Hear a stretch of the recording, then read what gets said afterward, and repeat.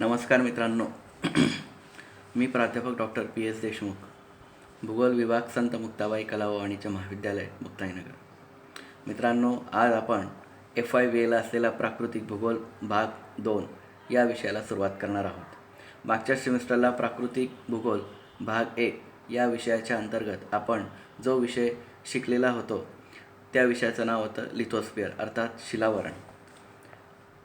आता ह्या सेमिस्टरला अर्थात दुसऱ्या सेमिस्टरमध्ये आपण जो विषय अभ्यासणार आहोत तो प्राकृतिक भूगोल भाग 2 च्या अंतर्गत या विषयाचं नाव आहे वातावरण आणि जलावरण अर्थात ॲटमॉस्फिअर अँड हायड्रोस्फिअर. हे आपल्या विषयाचं नाव आहे. तर मित्रांनो, आपल्याला ह्या विषयाच्या अभ्यासक्रमामध्ये जे काही प्रकरण आपल्याला सांगितलेले आहेत CBCSनुसार चॉईस बेस्ड क्रेडिट सिस्टीमनुसार, तर एकूण 4 प्रकरणांचा समावेश या विषयामध्ये अर्थात वातावरण आणि जलावरण यामध्ये केलेला आहे. तर पहिलं प्रकरण जे आहे मित्रांनो, तर ते म्हणजे आहे वातावरण. पहिलं प्रकरण वातावरण आहे. वातावरणाची निर्मिती, वातावरण म्हणजे काय, वातावरणाचं महत्त्व, वातावरणाचे उपयोग, वातावरणाची घटना, वातावरणाची संरचना इत्यादी प्रकारचे घटक आपल्याला पहिल्या प्रकरणामध्ये अभ्यासायचे आहे. दुसरं जे प्रकरण आहे ते म्हणजे सौरशक्ती अर्थात इन्सोलेशन्स. सौरशक्ती म्हणजे सूर्यापासून प्राप्त होणारी ऊर्जा. या सौरशक्ती या प्रकरणामध्ये सौरशक्तीच्या वितरणावर परिणाम करणारे घटक, त्याचबरोबर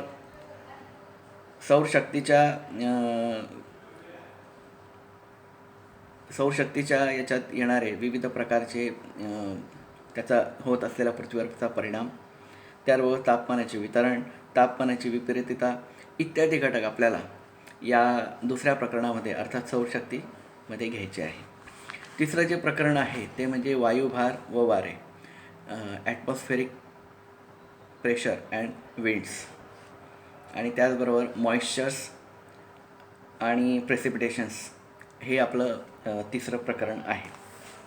यामध्ये वायुभाराचे वितरण, वायुभाराचं आंदोलन, पृथ्वीवर असलेले वायुभार पट्ट्यांची निर्मिती, वायुभार पट्ट्यांच्या आंदोलनाचा परिणाम, वाऱ्यांचे प्रकार, वेगवेगळ्या प्रकारचे वारे जे पृथ्वीच्या भूपृष्ठावर अनेक ठिकाणी वाहत असतात त्या वाऱ्यांचे प्रकार इत्यादी घटक आपल्याला या तिसऱ्या प्रकरणामध्ये अभ्यासायचे आहे. चौथं आणि शेवटचं जे प्रकरण आहे ते मित्रांनो ते म्हणजे जलावरण अर्थात हायड्रोस्फिअर. या प्रकरणामध्ये पृथ्वीच्या पृष्ठभागावर असलेले जे काही पाणी आहे महासागराच्या रूपामध्ये खूप मोठ्या प्रमाणामध्ये पाण्याचं उपलब्धता आपल्याला पाहायला मिळते. मग ज्या ज्या ठिकाणी पृथ्वीच्या पृष्ठभागावर महासागर आहेत या महासागरांची संरचना, त्यांचे वैशिष्ट्य, कोणता महासागर व त्या महासागराचं पाणी या पृथ्वीवर सर्वात जास्त आहे, तर त्या संदर्भामध्ये असलेल्या महासागरांचा एक विशिष्ट प्रकारचा अभ्यास आपल्याला या चौथ्या प्रकरणामध्ये करायचा आहे. तर मित्रांनो, आपण आज पहिल्या प्रकरणाला सुरुवात करणार आहोत. पहिल्या प्रकरणाचं नाव आहे वातावरण. वातावरणाची निर्मिती, घटना आणि संरचना. प्राकृतिक भूगोल भाग 2 यामध्ये या विषयाच्या अंतर्गत ॲटमॉस्फिअर आणि हायड्रोस्फिअर अर्थात वातावरण आणि जलावरण हा विषय घेण्यात आलेला आहे. विषय खूप संवेदनशील आहे, खूप महत्त्वाचा आहे आणि खूप अभ्यास करण्यासारखा सुद्धा आहे. भूगोल विषय म्हटला म्हणजे हा संपूर्णतः जनरल नॉलेज अर्थात सामान्य माहितीच्या ज्ञानाच्या किंवा त्यावर आधारित असलेला असा हा विषय आहे. काही गोष्टींचा अभ्यास करावा लागतो, काही गोष्टींचा अभ्यास करण्याची गरज असते, कारण काही गोष्टी आपल्याला त्या पहिल्यापासूनच माहीत असतात किंवा त्या विषयांचं अध्ययन किंवा त्या विषयांची सखोल माहिती किंवा ती माहिती जाणून घेण्याची जी क्रिया आहे ही आपल्याला लहानपणापासूनच अवगत झालेली असते. म्हणजे एखाद्या ठिकाणी तुम्ही एखाद्या शहरात गेले तर त्या शहराचं वैशिष्ट्य, त्या शहराची भूरचना किंवा त्या शहरात असं प्रेक्षणीय स्थळ कोणतं आहे की हे तुम्हाला आधीपासूनच माहीत झालेलं असतं. फक्त तुम्हाला ह्या ठिकाणी किंवा ह्या वयात असताना ते जाणून घ्यायचं किंवा ते समोर बघण्याची एक तीव्र इच्छा असते. भूगोल हा विषयसुद्धा तसाच आहे. भूगोल दिवसेंदिवस वाढत जाणार आहे. अद्ययावत माहिती जनरल नॉलेजच्या बेसवर निसर्गात, वातावरणात, पृथ्वीच्या भूपृष्ठावर सभोवताली असलेल्या प्रदेशामध्ये वेगवेगळ्या प्रकारचा बदल हा होत असतो, तो जाणवत असतो. त्याचा परिणाम आणि त्याचा प्रभावसुद्धा सर्व ठिकाणी हा होत असतो आणि त्याच्यामुळेच बदलणारं शास्त्र आणि बदलणाऱ्या शास्त्राचा संपूर्ण परिस्थितीवर होणारा परिणाम म्हणून भूगोल विषय म्हटला गेलेला आहे. मित्रांनो, भूगोलाला इंग्लिशमध्ये जिओग्राफी असे म्हणतात. मग जिओग्राफी हा शब्द 2 शब्दापासून तयार झालेला आहे. पहिला आहे जिओ आणि दुसरा आहे ग्राफी. जिओचा अर्थ होतो संपूर्ण पृथ्वी आणि ग्राफीचा अर्थ होतो या संपूर्ण माहितीचे शास्त्र. मग कोणत्या संपूर्ण माहितीचे शास्त्र आहे तर ते म्हणजे पृथ्वीच्या संपूर्ण माहितीचे शास्त्र किंवा ज्या शास्त्रामध्ये पृथ्वी संबंधित सखोल अभ्यास केला जातो त्याला जॉग्राफी अर्थात भूगोल असे म्हणतात. आपल्याला जे पहिलं प्रकरण आहे वातावरणाची निर्मिती, घटना आणि संरचना किंवा वातावरणाचे महत्त्व. मित्रांनो, यासाठी आपल्याला सर्वात पहिले आपली सूर्यमाला काय आहे हे लक्षात घ्यावं लागेल.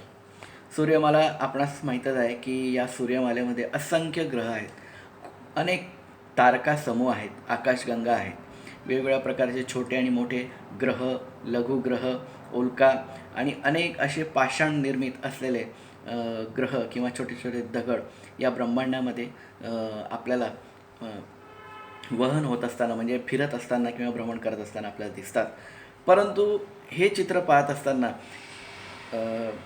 आपल्याला कधीतरी असं जाणवत असेल की ही जी उल्का आहे किंवा हे मोठमोठे ग्रह आहेत, आपल्या ग्रहापेक्षाही अनेक मोठे ग्रह आहेत, आपल्या ग्रहांहून सुद्धा छोटे छोटे ग्रह या ब्रह्मांडामध्ये अर्थात या सूर्यमालेमध्ये पाहायला मिळतात. तर असा प्रश्न कधीतरी पडत असतो की एखाद्या भ्रमण करत असणारा ग्रह किंवा एक छोटासा तारकासमूह किंवा एक तारा असेल किंवा एक छोटासा लघुग्रह असेल किंवा उल्का असेल, ही अचानकपणे आपल्या ग्रहांवर येऊन आदळणार तर नाही, एखादा ग्रह आपल्या पृथ्वीला घर्षण करून जाणार तर नाही, अशा प्रकारच्या एक कुतूहल असलेले प्रश्न आपल्या मनामध्ये येत असतात, ते पडत असतात. साहजिकच हे वैज्ञानिक बुद्धी ही प्रत्येकाच्या विचारांमध्ये असली पाहिजे, तरच त्याचा मेंदू काहीतरी काम करतो आहे हे आपल्याला लक्षात येईल. तर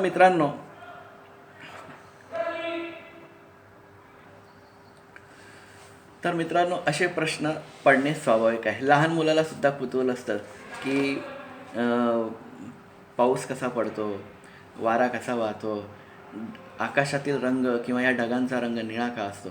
तर अशा प्रकारचे प्रश्न पडणे हे स्वाभाविक आहे आणि तसे प्रश्न पडलेच पाहिजे, तरच आपण काहीतरी माहितीची देवाणघेवाण करतो आहे, त्या माहितीबद्दल ते ज्ञान आपण जाणून घेतो आहे, त्याच्याबद्दल आपल्याला काहीतरी वाटतं आहे, आपुलकी वाटते, कुतूहलता वाटते, एक प्रकारचं ज्ञान घेण्याची असलेली ती तळमळ जी तुमच्यामध्ये दिसून येते, ही तळमळ जर सर्वांमध्ये असते आणि ही तळमळ जर असली तर आपल्याला निश्चितपणे त्या माहितीचं ज्ञान होण्यापासून किंवा ते घेण्यापासून आपल्याला कोणी थांबवू शकत नाही.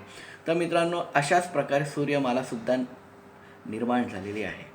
असंख्य ग्रह, तारकासमूह आणि विविध प्रकारचे उल्का किंवा पाषाण निर्मित असलेले अनेक प्रकारचे सूक्ष्म, लघु, विशाल आणि अतिभव्य कण आपल्याला ब्रह्मांडामध्ये दिसतात.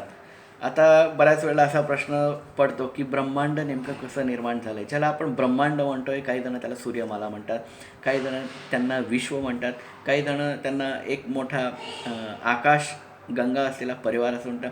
म्हणजे प्रत्येक शास्त्रज्ञाच्या विचारातून किंवा त्याच्या बुद्धी कौशल्यातून एक विचारप्रवाह बाहेर निघालेला आहे आणि या विचारप्रवाहाच्या माध्यमातून त्याला जे समोर दिसतं आहे तेच तो जगाला सांगण्याचा प्रयत्न करत आहे किंवा तो मांडण्याचा प्रयत्न करत आहे. खूप मोठा कुतूहल असलेला हा विषय आहे. माझ्याही लहानपणापासून मला अनेक प्रश्न माझ्या आयुष्यामध्ये पडलेले आहेत की मी नेहमी माझ्या मोठ्या लोकांना विचारायचो की सर, हे सूर्यमाला कशी निर्माण झाली, या ब्रह्मांडामध्ये किती ग्रह असतील, पृथ्वी किती आहेत, का पृथ्वी हा एकमेवच ग्रह आहे. शेवटी प्रत्येकाची बुद्धी आणि त्याचे कुतूहल असलेले त्याच्या पातळीवर तो ते प्रश्न विचारत असतो, ते प्रश्न पडणे स्वाभाविक आहे. सूर्यकुलाच्या निर्मितीच्या बाबतीमध्ये किंवा या ब्रह्मांडाच्या निर्माणाच्या मागे अनेक प्रकारचे रहस्य लपलेले आहेत, अनेक प्रकारचे शोध अजूनसुद्धा चालू आहेत.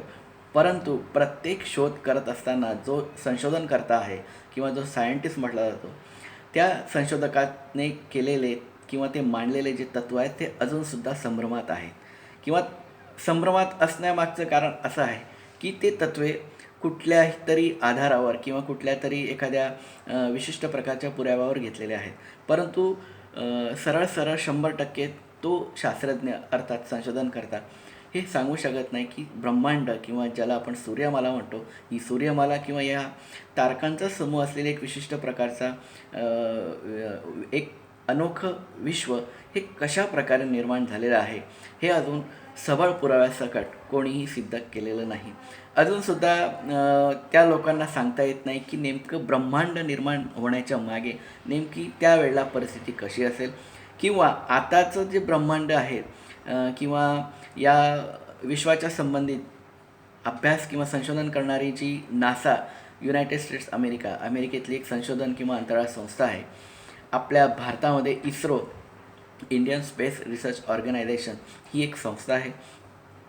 या 2 संस्था म्हणजे प्रत्येक देशामध्ये विशिष्ट प्रकारच्या अंतराळ किंवा ब्रह्मांड संशोधन संस्था असतात आणि हे संशोधन संस्था हेच कार्य करत असते की नेमकं समोर असलेलं जे काही चित्र आहे हे कशा प्रकारे निर्माण झालेलं आहे, कशा प्रकारे या आकाशामध्ये किंवा या ब्रह्मांडामध्ये भ्रमण करत आहे याबद्दलचं संशोधन अजूनसुद्धा चालू आहे.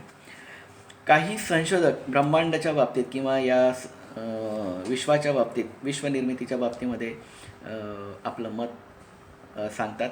याच्यामध्ये कांट आणि लाप्लास हे 2 मोठे शास्त्रज्ञ या ब्रह्मांड किंवा या विश्वाच्या निर्मितीच्या बाबतीत किंवा सूर्यकुलाच्या अस्तित्वाच्या संदर्भामध्ये काही आपल्याला संशोधन केल्यानंतरची काही तत्त्वे त्यांनी मांडलेली दिसून येतात.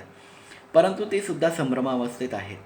त्यांनी काही गोष्टी मांडलेल्या आहेत, काही गोष्टी अधांतरित आहेत, काही गोष्टींचे पुरावे आपल्याला मिळालेले नाही. त्याच्यामुळे जी गोष्ट मांडत असताना नेमका काहीतरी 10% तरी पुरावा द्यावा लागतो. आणि ब्रह्मांड किंवा सूर्यकुल ही काही अशी छोटी गोष्ट नाही आहे की ते एक पुरावा मिळाल्यानंतर ती गोष्ट तुम्ही सिद्ध करू शकाल. तर मित्रांनो, मी आज तुम्हाला सूर्यमालेच्या संदर्भामध्ये काही गोष्टी सांगणार आहे. आपणास माहीत आहे की आपण ज्या ग्रहावर राहतो तो ग्रह किंवा त्या ग्रहाचं नाव आहे पृथ्वी. सूर्यमाला सर्वात मोठी आहे. या विश्वामध्ये अनेक प्रकारच्या सूर्यमाला आहेत. या ब्रह्मांडामध्ये, या जगामध्ये, या अवकाशात अनेक प्रकारच्या सूर्यमाला आहेत. काही सूर्यमालेचा शोध लागलेला आहे. काही सूर्यमाला ज्या मोठमोठ्या हॅवेल नावाच्या दुर्बिणीतनं आपल्याला दिसतात. काही सूर्यमाला अतिशय त्याच्याही पेक्षाही दूर आहेत. त्या सूर्यमालांचा शोध घेण्यासाठी अजून याच्यापेक्षा मोठमोठ्या दुर्बीण निर्माण करण्यामागे प्रयत्न शास्त्रज्ञांचा चाललेला आहे. अजूनसुद्धा सूर्यमाला सापडतील. त्या सूर्यमालेमध्ये अनेक असे प्रकारचे ग्रहसुद्धा सापडतील ज्यामध्ये पृथ्वी असतील किंवा इतर ग्रहसुद्धा असतील. मग संभ्रम आहेत की त्या ठिकाणीसुद्धा एक विशिष्ट प्रकारचं जीवन असू शकेल किंवा त्या प्रकारचं वातावरण असू शकेल. मित्रांनो, आपण ज्या सूर्यमालेमध्ये राहतो किंवा आपला जो ग्रह ज्या सूर्यमालेत आहे, ही जी सूर्यमाला आहे या सूर्यमालेमध्ये एकूण 9 प्रकारचे ग्रह आपल्याला आढळून येतात. पृथ्वीचा जो क्रमांक आहे तो 3ऱ्या क्रमांकावर आहे. अनुक्रमे मी तुम्हाला या सूर्यमालेतील ग्रह तुम्हाला सांगतो. पहिला आहे सूर्य. पहिला सूर्य नाही, सूर्यमालेतल्या सूर्य हा प्रमुख ग्रह आहे. पहिला आहे बुध, दुसरा आहे शुक्र, तिसरा आहे पृथ्वी, चौथा आहे मंगळ, 5वा आहे गुरु, 6वा आहे शनी, 7वा आहे युरेनस, 8वा आहे नेपच्यून आणि 9वा आहे प्लुटो. अशा प्रकारचे 9 ग्रह या सूर्यमालेमध्ये अनुक्रमे येतात. आणि एक पहिला जो ग्रह आहे बुध, दुसरा आहे शुक्र आणि तिसरा पृथ्वी. आपल्या पृथ्वीच्या या ग्रहापासून बुध आणि शुक्र हे जवळजवळ आपल्याला पाहायला मिळतात आणि ते आपल्याला डोळ्यांनीसुद्धा दिसतात. आणि दुर्बिणीचा वापर जर केला तर आपल्याला त्याच्यापेक्षाही जवळचं अंतर हे दिसू शकतं. सूर्यमाला, ह्या सूर्यमालेतले हे सर्व 9 ग्रह आहेत. सर्वात शेवटचा आहे प्लुटो आणि प्लुटोच्याही पुढे अजून 3 ग्रह अनुक्रमे त्यांचा शोध लागलेला आहे. परंतु त्याचं स्थान निश्चित आहे आणि त्या ग्रहांच्या बाबतीत ती प्रामाणिकता अजून मांडण्याची बाकी आहे किंवा त्याला अवकाश आहे. तर हे 9 ग्रह अनुक्रमे आपल्या सूर्यमालेमध्ये येतात. आता सर्वात महत्त्वाची गोष्ट अशी आहे की सूर्यमाला नेमकी कशी निर्माण झालेली आहे. मलाही बऱ्याच वेळेला असा प्रश्न पडतो तुम्ही जेव्हा जनरल नॉलेजचे किंवा ह्या ब्रह्मांडाच्या संदर्भामध्ये जेव्हा तुम्ही वाचन करतात किंवा तुम्ही ऐकता, तर तुम्हालासुद्धा असा प्रश्न पडला असेल की ही सूर्यमाला कशी निर्माण झालेली असेल. तर मित्रांनो, सूर्यमालेच्या अस्तित्वाच्या संदर्भामध्ये काही लोकांनी पुरावे दिले आहेत, काही लोक संशोधन अजूनसुद्धा करत आहेत, परंतु सरळ 100% पुरावा अजून कोणाला मिळाला नाही. कारण सूर्यमाला निर्माण झाल्यानंतर सूर्यमालेत असलेले ग्रहसुद्धा कसे निर्माण झालेले आहेत, या ग्रहांवर कशा प्रकारची रचना आढळून येते, ती कशा प्रकारे तयार झालेली आहे, पृथ्वीच हाच एकमेव ग्रह असा का आहे की या ग्रहावर फक्त सजीव सृष्टी आहे, परंतु बाकीच्या 8 ग्रहांवर कुठल्याही प्रकारची सजीव सृष्टी किंवा त्या प्रकारचं वातावरण किंवा रचना ही का आढळून येत नाही. या प्रकारचे असे अनेक प्रश्न आपल्याला पडत असतात. तर सूर्यमालेच्या अस्तित्वाच्या संदर्भामध्ये निर्माण होण्यामागील जो काही कालखंड सांगितलेला आहे, या बाबतीतसुद्धा संभ्रम आहेत. काही जण म्हणतात की 5 लाख कोटी वर्ष, काही जण म्हणतात की 10 लाख वर्षापूर्वी. याला निश्चित आकडा असा नाही आहे. कितीतरी लाखो करोड वर्षांपूर्वी या ब्रह्मांडामध्ये असंख्य तारकांचा समूह किंवा ज्याला एक प्रकारचा गुच्छ या ब्रह्मांडामध्ये भ्रमण करत होते.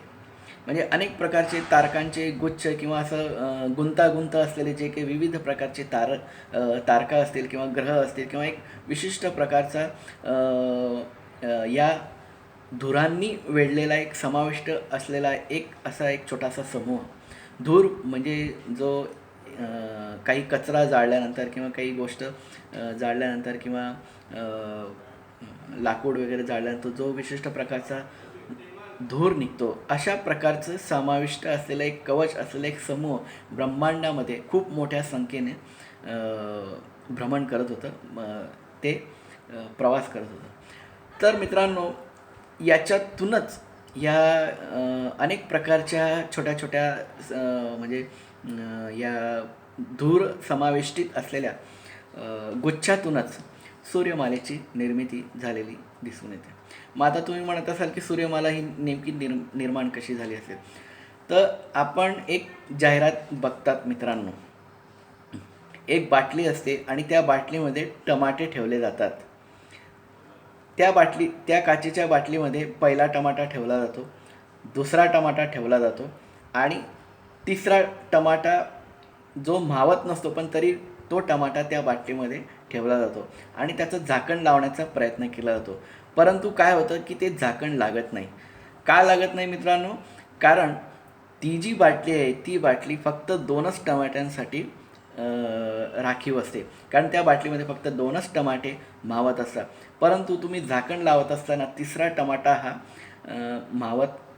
मावत नाही आणि झाकण पूर्ण लावल्यानंतर तिसरा आणि मधला टमाटा हा फुटतो. म्हणजे काय होतं की जागा कमी आहे परंतु आकारमान हे जास्त आहे आणि आकारमान जास्त आहे म्हणजे त्या पदार्थाचं वस्तुमानसुद्धा जास्तच आहे आणि म्हणूनच झाकण लावल्यामुळे काय झाले, आतले टमाटे हे फुटले. आणि म्हणूनच अशाच प्रकारे ब्रह्मांडामध्ये असलेला धूर वेष्टीत असलेला जो काही गुच्छ होता, हा गुच्छसुद्धा एकमेकांवर किंवा त्या वेष्टीत असलेल्या आतल्या छोट्याशा घरामध्ये अनेक प्रकारचे गुच्छ होऊ लागले. अनेक प्रकारचे छोटे छोटे सूक्ष्म आणि विशाल कण एकमेकांवर येऊ लागले. परंतु काही कणांना किंवा काही पदार्थांना किंवा काही जे वेगवेगळ्या प्रकारचे कण असतात त्या कणांना त्या ठिकाणी जागा मिळालेली दिसत नाही किंवा त्या जागेच्या अभावी किंवा त्या ठिकाणाच्या अभावी ते असे दाबले गेले जाऊ लागले आणि दाबल्या गेल्याने काय झाले, परिणामी ते बाहेर निघण्याच्या प्रयत्नात होऊ लागले. म्हणूनच हा संपूर्ण या गुच्छाचा जो आकार आहे हा अतिशय लाखो करोडो किलोमीटरचा असलेला गुच्छ आहे मित्रांनो. कारण याच्यातूनच आपली सूर्यमाला निर्माण झालेली आहे. मग आता ही नेमकी या गुच्छातनं अशा प्रकारचे सूक्ष्म पदार्थ, कण, ग्रह, तारकांचा समूह किंवा एक पदार्थ हे कशा प्रकारे निघाले असेल, तर अनेक प्रकारचा गुच्छ जेव्हा गुच्छांमध्ये अडकल्या गेल्यानंतर या पदार्थांना बाहेर निघण्यासाठी एक विशिष्ट प्रकारची ऊर्जा त्याच्यातूनच निर्माण झालेली दिसून येते. मग 3 प्रकारच्या ऊर्जा या गुच्छातनं निर्माण झालेल्या आहेत. पहिली आहे कायनेटिक ऊर्जा, दुसरी आहे आण्विक ऊर्जा, तिसरी आहे विद्युत चुंबकीय ऊर्जा. पहिले कायनेटिक ऊर्जा किंवा ज्याला आपण गुरुत्वाकर्षण ऊर्जा असे म्हणतो. 3 प्रकारच्या ऊर्जा आणि या 3 प्रकारच्या शक्तींमुळे ह्या गुच्छाचा स्फोट झालेला दिसून येतो. आणि तुम्हाला आश्चर्य वाटेल की या गुच्छाचा जो स्फोट झालेला आहे तो केवळ 1.50 म्हणजे 1.5 सेकंदामध्ये झालेला आहे. या गुच्छाचा स्फोट 1.5 सेकंदामध्ये झाल्यानंतर सगळे पदार्थ किंवा कण अस्ताव्यस्त झाले. म्हणजे या संपूर्ण ब्रह्मांडामध्ये जो काही धूर वेष्टित किंवा सूक्ष्मकणांनी वेष्टित असलेला जो काही गुच्छ होता तो या 3 प्रकारच्या ऊर्जेतनं बाहेर पडला, म्हणजे त्याचा स्फोट झाला. कायनेटिक किंवा गुरुत्वाकर्षण शक्ती किंवा ऊर्जा, आण्विक ऊर्जा आणि तिसरी आहे विद्युत चुंबकीय लहरी किंवा विद्युत चुंबकीय ऊर्जा, इलेक्ट्रोमॅग्नेटिक रेडिएशन्स किंवा एनर्जी त्याला असं म्हणतात.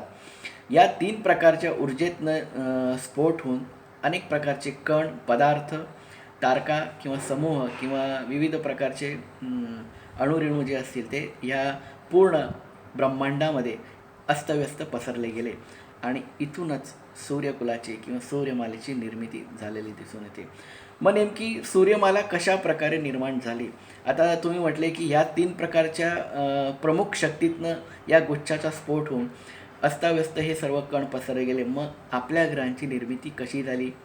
हा सुद्धा महत्त्वाचा प्रश्न आहे. मित्रांनो, सूर्यमालेची निर्मिती या 3 ऊर्जेच्या संबंधित आहेत. मी पुन्हा सांगतो, या 3 प्रमुख ऊर्जा कोणत्या? कायनेटिक किंवा ज्याला आपण मॅग्नेटिक किंवा गुरुत्वाकर्षण शक्ती किंवा ऊर्जा असे म्हणतात. दुसरी आहे आण्विक, ज्याला आण्विक न्यूक्लिअर ऊर्जा असे म्हणतात. तिसरं आहे इलेक्ट्रोमॅग्नेटिक रेडिएशन किंवा एनर्जी, विद्युत चुंबकीय लहरी. तर मला असं सांगायचं आहे की जे कण अतिशय दूरवर फेकले गेले ते पुन्हा कधीही या गुच्छाच्या जवळ आले नाही, परंतु त्या गुच्छाच्या संपूर्ण सभोवताली ते भ्रमण करत असतात, कारण त्या ठिकाणी एक विशिष्ट प्रकारची विद्युत चुंबकीय शक्ती किंवा ऊर्जा या गुच्छामध्ये अतिशय प्रखरतेने भरलेली आहे. म्हणून हे सर्व जे सूक्ष्मकण आहेत या गुच्छाच्या भोवती फिरत असतात. दुसरी गोष्ट, जे काही पदार्थ किंवा कण स्फोटातून बाहेर पडले, परंतु बाहेर पडल्यानंतर सुद्धा त्या गुच्छाच्या सभोवताली आहेत, त्याच्या जवळपासच आहेत. याच गुच्छामध्ये अनेक प्रकारचे तारकासमूह आणि ग्रह आपल्याला पाहायला मिळतील. आणि हे ग्रह किंवा छोटे छोटे तारकासमूह किंवा आकाशगंगा किंवा विविध प्रकारचे कण या गुच्छाच्या अतिशय जवळपास फिरत आहेत. इथूनच सूर्यमाला निर्माण झालेली आपल्याला दिसून येते. आणि याला कारण तेच आहे, कारण गुरुत्वाकर्षण शक्ती आणि आण्विक ऊर्जा आणि विद्युत चुंबकीय लहरी या 3 ऊर्जेमुळे या गुच्छेच्या सभोवताली हे सगळे कण फिरताना आपल्याला दिसतात. आणि याच गुच्छामध्ये असंख्य प्रकारच्या सूर्यमाला, असंख्य प्रकारचं तारकासमूह, अनेक प्रकारचे छोटे छोटे ग्रह, त्याचे लघुग्रह, विविध प्रकारचे पदार्थ किंवा सूक्ष्मकण किंवा अणुरेणू किंवा विशाल कण किंवा धुलीकण आपल्याला पाहायला मिळतील. आणि या गुच्छाच्या सभोवताली फिरण्यामागचं कारण असं आहे, कारण या गुच्छाच्या मधून जो काही स्फोट झालेला आहे त्या स्फोटाची प्रखरतेची ऊर्जा किंवा उष्णता ही त्या गुच्छाच्या मधोमध आहे आणि ते अजूनसुद्धा आपल्याला लक्षात येईल. इथूनच सूर्यमालेची निर्मिती झालेली आपल्याला पाहायला मिळते. या गोष्टीला किती कालखंड लागलेला असावा हे अजूनसुद्धा सांगणं कठीण आहे, कारण याला कितीतरी लाखो करोडो वर्ष लागलेले दिसून येतात. आणि लाखो करोडो वर्षामध्ये इतक्या मोठ्या प्रमाणामध्ये हा बदल झालेला आपल्याला दिसून येतो. म्हणूनच सूर्यमालेत असलेला जो प्रमुख ग्रह आहे म्हणजे सूर्य, आणि याच सूर्याच्याच सभोवताली ही सूर्यमाला आपल्याला पाहायला मिळेल. सूर्यमालेच्याच आतमध्ये असलेले हे 9 हे फक्त आपल्या डोळ्यांनी किंवा दुर्बिणीने दिसणारे ग्रह आहेत, परंतु कितीतरी असंख्य आणि अनंत ग्रह या सूर्यमालेमध्ये पाहायला मिळतात. आणि हे ग्रह या सूर्यमालेत किंवा या विशिष्ट प्रकारच्या ऊर्जा आणि उष्णता दाहक असलेल्या केंद्राच्याच सभोवताली भ्रमण करत असतात, फिरत असतात, कारण विशिष्ट प्रकारची ऊर्जा किंवा हे ग्रह त्या सूर्याकडे किंवा त्या केंद्राच्याच ठिकाणी खेचत असतात, आकर्षित होत असतात आणि पुन्हा काही अंतरावरून ते त्यांच्या जागेवर परत येत असतात. अशा प्रकारचं भ्रमण, अशा प्रकारचा प्रवास या तेजपुंज याला म्हटलं गेलेलं आहे. तेजपुंज म्हणजे सर्वात तेजस्वी, सर्वात उष्णतादाहक आणि सर्वात जास्त आग ओकणारा किंवा उष्णता निर्माण करणारा छोटासा परंतु विशाल असा एक गुच्छ किंवा कण ज्याला आपण सूर्य म्हणतो. आणि हा विशिष्ट प्रकारचा वायू, या वायूंनीच या ग्रहाची निर्मिती झालेली दिसून येते. या ग्रहाच्या घरामध्ये अशा प्रकारचे छोटे छोटे ग्रह आपल्याला पाहायला मिळतात. आणि गुरुत्वाकर्षण, विद्युत चुंबकीय आणि आण्विक ऊर्जेमुळे हे सर्व ग्रह सभोवतालच्या या मालेमध्ये किंवा या शृंखलांमध्ये फिरताना आपल्याला दिसत येतात. अशा प्रकारे सूर्यमालेची निर्मिती आणि ब्रह्मांडाची निर्मिती, ज्याला आपण विश्वाची निर्मिती असं म्हणतो, आणि सूर्यमालेमध्ये अशी निर्मिती एक आश्चर्यकारक मानली जाते.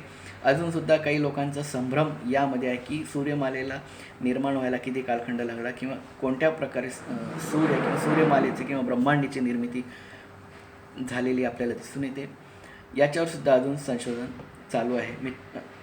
मित्रांनो, आपणास ठाऊक असेल की बिग बँग नावाची एक थेअरी 12 वर्षापूर्वी आपण ऐकली असाल. बिग बँग नावाची थेअरी जी पृथ्वीच्या भूगर्भामध्ये जवळजवळ 70 किलोमीटर, पृथ्वीच्या भूगर्भात जवळजवळ 70 किलोमीटर आतमध्ये विशाल भुयारघर करून भूगर्भात जाऊन त्या ठिकाणी एक प्रयोगशाळा आहे. आणि या प्रयोगशाळेमध्ये अशा प्रकारचं संशोधन केलं जातं. काही जणांचं असं म्हणणं आहे की बिग बँग थेअरी याचा संपूर्ण म्हणजे या सूर्यमालेचा किंवा या विश्वाचा किंवा या ब्रह्मांडाचा जे काही पुरावे आहेत हे पृथ्वीच्याच भूगर्भामध्ये लपलेले आहेत किंवा ते दडलेले आहेत. आणि त्याचा शोध घेण्यासाठी बिग बँग थेअरीची निर्मिती झालेली दिसून येते. अंटार्क्टिका या महासागरावर मैत्री नावाचे एक संशोधन केंद्र आहे. अंटार्क्टिका जे दक्षिण ध्रुवावर सर्वात शेवटचं टोक आहे आणि या ठिकाणी पृथ्वीचा शेवटचा टोक म्हटलं गेलेलं आहे. काही जणांचं असं म्हणणं आहे की जी काही हिमयुग निर्माण होऊन गेलेली आहेत, या हिमयुगामध्ये अजूनसुद्धा ब्रह्मांडाच्या निर्मितीतले काही पुरावे सापडतात आहे का. म्हणूनच या अतिशय बर्फाच्छादित अंटार्क्टिका या खंडावर मैत्री नावाचं संशोधन केंद्र आहे. आणि त्या संशोधन केंद्राच्या ठिकाणी प्रत्येक देशातील शास्त्रज्ञ आपल्या ब्रह्मांड आणि विश्वाच्या निर्मितीबाबतीत संशोधन करत आहेत आणि काही गोष्टींचे तो खुलासेसुद्धा करत आहेत. अशा प्रकारे या निर्मितीच्या मागे अनेक प्रकारचे रहस्य, अनेक प्रकारचं स्पष्टीकरण, काही गोष्टी मांडण्याचा आणि समजून घेण्याचा प्रयत्न या लोकांच्या आपल्या माध्यमातून होत चाललेला आहे. आणि हळूहळू निश्चितपणे लक्षात येईल की निर्मितीच्या मागे, मग ती सूर्यकुल असेल, ब्रह्मांड असेल आणि विश्व असेल, याचे कारणे, याचा परिणाम, याचा प्रभाव आणि याचं स्पष्टीकरण काही वर्षामध्ये हळूहळू का होईना पण ते नक्कीच लक्षात येईल. अशा प्रकारे सूर्यमाला किंवा ब्रह्मांडाच्या निर्मितीमध्ये काही खुलासे आपल्याला लक्षात येईल. आता आपण प्रकरणाला सुरुवात करूया पुढच्या व्हिडिओ लेक्चरमध्ये.